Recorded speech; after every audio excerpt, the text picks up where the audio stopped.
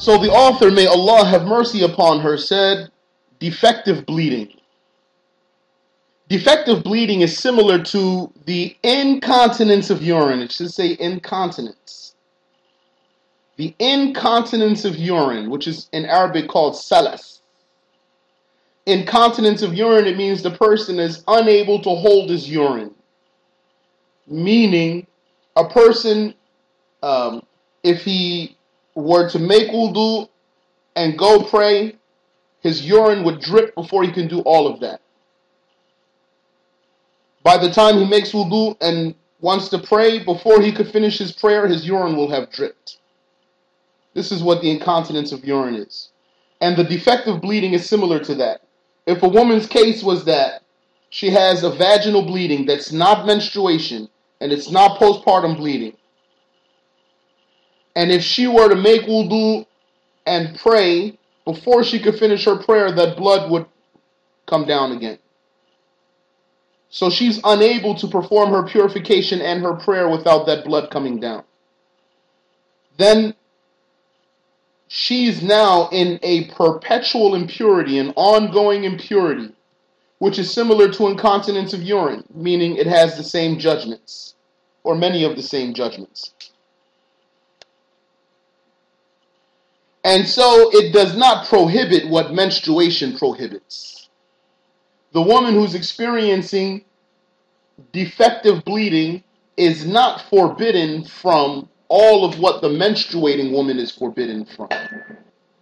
Hence, the woman experiencing it is obligated to wash her vagina, that means to make istinja, and to stuff her vagina with cotton or the like. And she reinforces that stuffing with a towel-like cloth between her legs, one end of which comes out in front of her and the other end comes out behind her. So she takes something like a cloth and she'll put it between her legs, and there's one end in front of her and one end behind her. Then she ties that towel with a strap around her middle. So it means that she'll basically take a strap, she'll take that towel and put it up to her belly, for example, put it up to her back, and then with a strap around her middle, fasten that towel so that it stays in place. It doesn't have to be a towel. That's why it says towel-like. Something like a towel, like a cloth, for example. Some cloth or some material. This particular process is not obligatory. What we just said about her taking this thing and putting it between her legs and then taking a strap to hold it in place, this is not obligatory. If she does what this process achieves, that is sufficient. Such as if she puts a pad, and these days of ours, they make pads that a woman would wear. If the woman is harmed by the stuffing and strapping, she is not obligated to do that. Such as if the woman is a virgin, then it's not obligatory on her to force that cotton or that stuffing into her vagina. It's enough for her just to do what she can do, to put that cotton at the mouth of her vagina in a way that it catches the bleeding.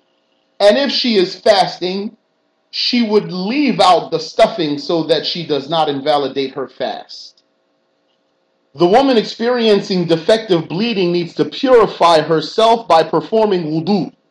However, the intention for the wudu is either performing the wudu or rendering prayer permissible, making prayer permissible, but not lifting the ritual impurity, the religious impurity. Because she is in a state of impurity so long as the blood is exiting. That is, she is in dawamul hadath. Her impurity is ongoing. It doesn't stop. So she doesn't make the intention to lift her impurity. Just like the one who has incontinence of urine. He does not make the intention to lift his impurity because he can't. The urine constantly drips. Instead, he makes the intention to make wudu. Or he makes the intention to make prayer permissible for him. Also, it is obligatory upon her to perform the wudu without intermission that allows the preceding organ to dry out before the next one is washed. That means she does not let the first organ dry before she washes the next organ. And this is called muwalah. Al-muwalah is a sunnah of wudu and ghusl, except for the woman who has this bleeding, or the person who has a perpetual impurity. Except for the person who has a perpetual impurity, in reference to the one who has perpetual impurity, muwalah becomes an obligatory part of the wudu. If a person does not have a perpetual impurity, then muwalah, the succession to keep washing each organ before the last one dries, is a sunnah of wudu, according to Ash-Shafi'i. According to Imam Ash-Shafi'i, if a person washed his face and then a half hour later he washed his hands and his arms in wudu, and then after that by 15 or 20 minutes he wiped his head, and then a half hour later he washed his feet, this is valid according to Imam Ash-Shafi'i, although it's not sunnah. So observing the succession is, under normal circumstances, a sunnah of the wudu. But in reference to the woman who has a perpetual impurity, the defective bleeding, she's obligated to do that. In case she does not find water for her wudu, she performs the tayammum. The woman experiencing defective bleeding does all the aforementioned for every obligation after its time is in and not before. Let's take a look at that footnote. For every obligation, this means whether it's a prayer or otherwise. Any obligation that requires wudu, then she needs to repeat this entire process that we just described for that obligation. Whether two things of the same type or of different types. And even if it was not originally an obligation, a vow, she vowed to perform a prayer, then to fulfill this vow is an obligation. So she has to repeat this whole process to fulfill that vowed prayer.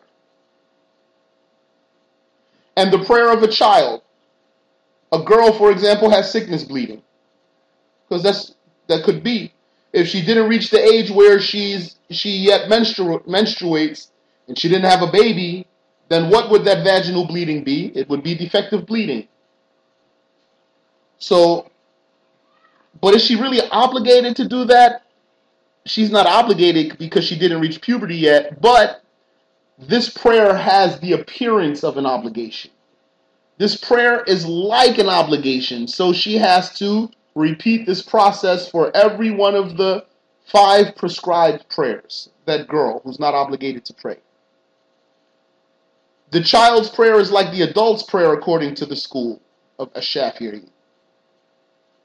And why is it obligatory to make this over and over for every obligation? Because it is a purification of necessity. It's an emergency purification. Because aren't we saying that basically this woman is going to pray while the blood is exiting her vagina? So in reality, she's not pure from the small impurity, right? In reality, she's not pure from the small impurity. So why is she making wudu then? Because it's an emergency. She has to pray. And since this is an emergency purification, a purification of necessity, it does not go beyond what it is necessary for. So it's only good for one obligation. Therefore, it's not allowed to pray 2 obligatory prayers with 1 emergency purification. So the one who is joining the prayers needs to make an emergency purification for dhuhr. Then after the salam, make emergency purification for asr, because they're two different obligations. Also, he or she cannot pray with one emergency purification, the prescribed prayer and the vowed prayer, like we just said, or the prescribed prayer and the obligatory tawaf, because tawaf needs wudu. So she needs to do this whole process for her prayer, and then she wants to make her obligatory tawaf, she has to do it all over again. Or she wants to do two obligatory tawafs, then she has to repeat the whole process over again. And notice we didn't say anything about repeating it for the sunan, the optional deeds. How come the person doesn't have to repeat this process for the optional deeds? Because Allah made it easier to do the optional deeds, in this case and in other cases, so that a person would always do them and not leave them out. If a person had to go through this every time he wanted to do a sunnah prayer, then how many sunnah prayers will he do? So with this one emergency purification, that person, that woman, for example, she can pray one obligation, and she can pray as many sunnah prayers as she wants, and she can hold the Quran, for example. So the woman experiencing defective bleeding does all the aforementioned for every obligation. She repeats the entire process after the time is in and not before. If she wants to do that for dhuhr, she needs to wait for the dhuhr time to start and then do that purification. And this statement doesn't mean she has to do it right at the beginning of the time. It just means she can't do it before the time. Also, she needs to engage in performing the prayer as soon as she performs the aforementioned purification. That means she needs to observe muwalah between her purification and her prayer. She has to observe the muwalah, the succession between the parts of the wudu itself, and then between the wudu and the prayer. So as soon as she finishes her wudu, she performs her prayer. If she delays praying beyond that, she has to repeat the entire process. Except if the delay was for a benefit related to the obligatory prayer, such as covering for the prayers. Waiting for the congregation. Is permissible for her to perform this process, this whole purification process, and then wait for the jama'ah prayer. She doesn't have to rush and miss the jama'ah prayer. She can wait for the jama'ah prayer. And repeating after the mu'adhin is permissible for her to stop, and then when the mu'adhin says Allahu Akbar, she says Allahu Akbar, and then she repeats after the mu'adhin. And performing istiHaaDah to determine the direction for the prayer. It's permissible for her to delay her prayer so that she can make sure that she's praying in the right direction. In such instances, the delay does no harm.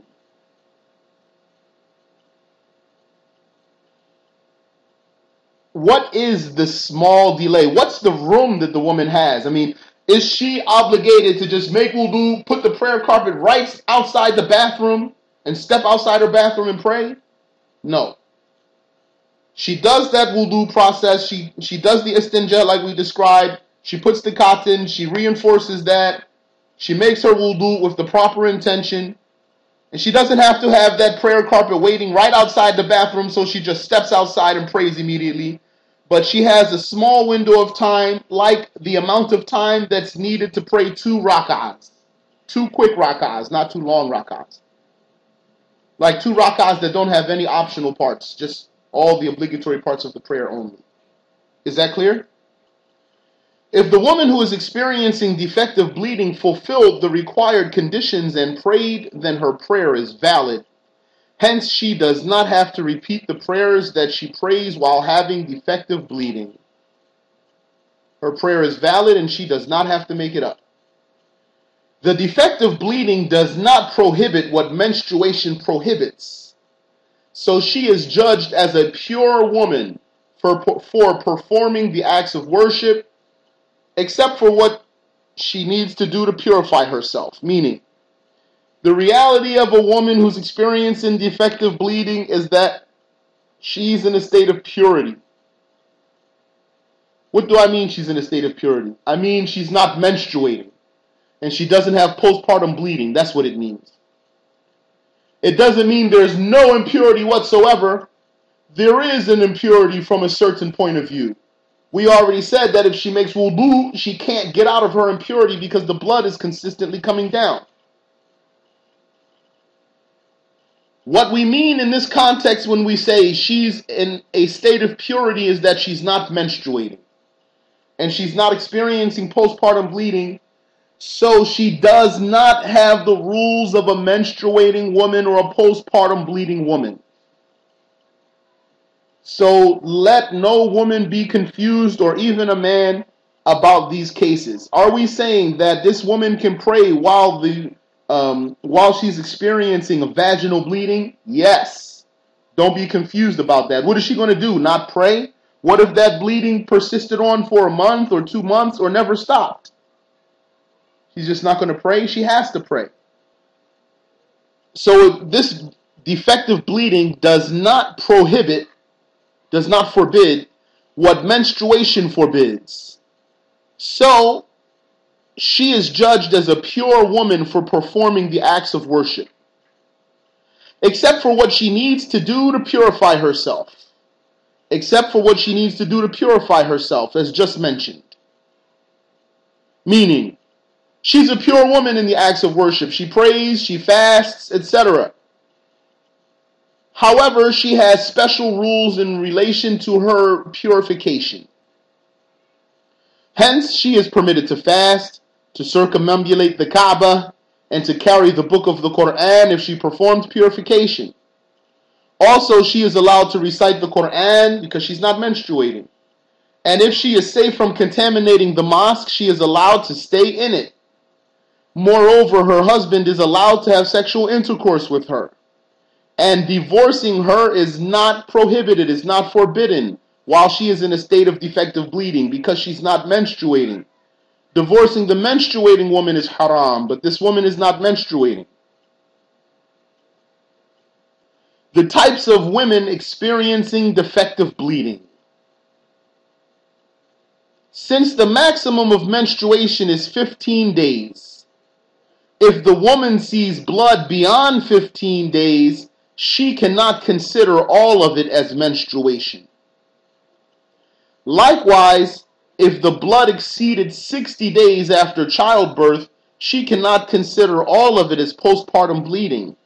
Hence, she needs to know what to consider as menstrual or postpartum blood and what to consider defective. To know that there are rules by which she can make the necessary determination. This is part of the obligatory knowledge, brothers and sisters. Not every single detail we're saying is obligatory per se, but in general, this is part of the obligatory knowledge. The woman has to learn some of the rules related to menstruation and postpartum bleeding and sickness bleeding. The defectively bleeding woman, she's called istiHaaDah because she's experiencing istiHaaDah, which is the defective bleeding. The defectively bleeding woman, the istiHaaDah, is of different types. Either she can distinguish defective bleeding from the other bleeding, so she's called mumayyiza, or not. So a woman, she might be experiencing defective bleeding, however, she can tell the difference between the defective bleeding and the other bleeding. So she's called mumayyiza, a distinguishing woman. She can distinguish. Or she might not be able to. If she cannot distinguish, she cannot tell the difference between the menstrual blood and the sickness blood, or the postpartum bleeding and the sickness bleeding, then she's not mumayyiza. She's not a distinguishing woman.